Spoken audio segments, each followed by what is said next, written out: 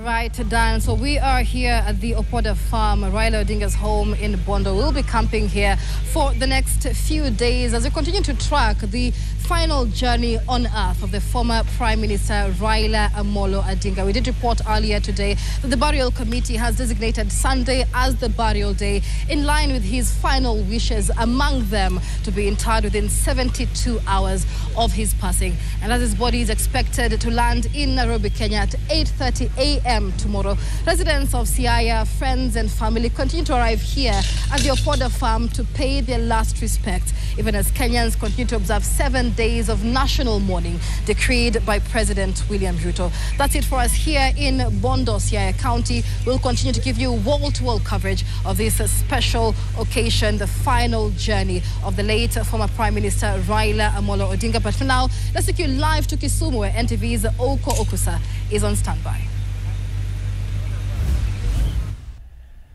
Well, thank you very much, Michelle, in Siaya Bondo, and we'll also like to inform you, according to the program that the state has just issued, is that the body of the late former Prime Minister Raila Odinga will be arriving here in Kisumu on Saturday morning, and then there will be some public viewing at the Moi Stadium, and later on the same body will be ferried or transported to Bondo for the final send-off. And of course, here in Kisumu, residents in their thousands poured into the streets today to mourn the fallen ODM leader. And of course, not only here in Kisumu, but even in Migori, Kakamega, Busia, Kisii, and even in Siaya.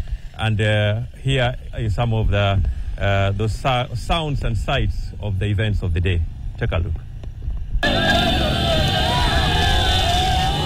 To the sound of blaring horns and from the backs of motorcycles, tuk-tuks and motor vehicles, the people mourned their fallen leader in every conceivable fashion. Here in Kisumu, by 10:30 in the morning, most shops had shuttered as the city fell into collective mourning.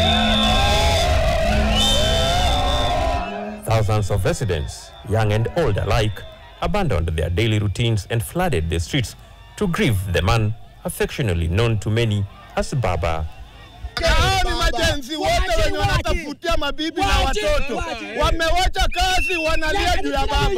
Kifo ya Raila, ukweli wa Mungu haijatupendeza. Manake tunaambiwa ni heart attack.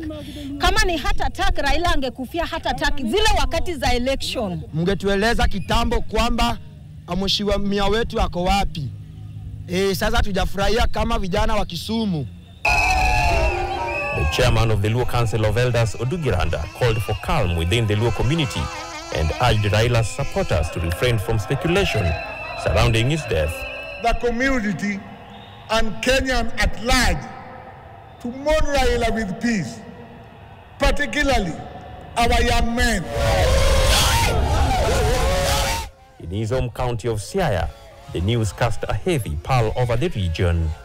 Residents took to the streets, chanting slogans in praise of the late former premier. The somber mood led hundreds to journey to his homestead in Opoda, Bondo. There, mourners sang solemn dirges, songs traditionally reserved for the community's greatest heroes.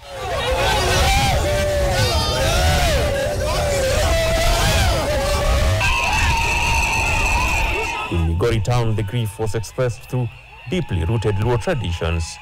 Thousands of residents marched through the streets, singing ancestral mourning songs in tribute to the ODM leader. He has left a legacy. His legacy lives on to the coming generation. We are really ready to emulate all that he did. Okay. Raila ameunganisha makabila wote. Sio tu Wajaluo peke yake. Sio tu Wajaluo peke yake. Ninauliza jamani, tumebaki na nani kwa Kenya hii? Just as in Kisumu, traders in Migori closed their shops, perhaps as a gesture of solidarity, perhaps out of shared sorrow. Similar scenes unfolded in Kakamega and Busia, where residents joined the rest of the nation in expressing their anguish over Raila's passing. Nina huzuni baba. Naenda Bondo muniambie Fare ni pesa ngapi kufika Bondo? Tunaomboleza kifo cha mheshimiwa kiongozi wa taifa Baba Raila Amolo Odinga. Raila Amolo Odinga ameaga dunia. Mpaka saa hii, mpaka wakati huu, sisi wengine hatujaamini kama Raila amekufa. Baba enda salama Raila. Busia tutakulia sana Raila. In Kisii, hundreds of youths filled the town center in mourning. Most were students of Kisii National Polytechnic who had stormed out of their examination rooms to join the grieving crowd. They flooded the streets, carrying twigs and chanting songs of remembrance for the former Prime Minister.